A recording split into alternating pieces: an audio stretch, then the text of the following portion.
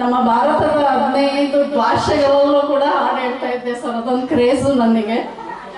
ಯಾವ ಫಿಲಮ್ ಏನು ಅಂತಿಲ್ಲ, ಒಂದ್ಸಲಿ ಯೂಟ್ಯೂಬಲ್ಲಿ ನೋಡಿ. ಹಿಂಗಾಗಿ ಕೆಲವರು ಕೇಳ್ತಾರೆ ಮರಾಠಿ ಹಾಡು ಹೇಳಿದ್ರೆ ಇದ್ರ ಅರ್ಥ ಏನು ಅಂತ ಹೇಳಿ ಇದು ಮಾಡ್ತೀರಿ ಅಂತೇಳಿ.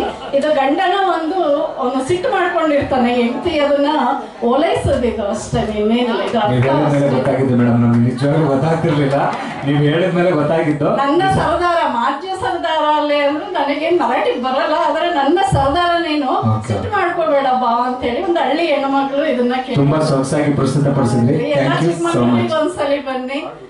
ನಮ್ಮ ಭಾಗ್ಯವ್ರ ಒಂದು ಹಾಡು ಹೇಳಿದ್ಮೇಲೆ ನಾನು ಖಂಡಿತ ಧನ್ಯವಾದ. Thank you madam, thank you so much.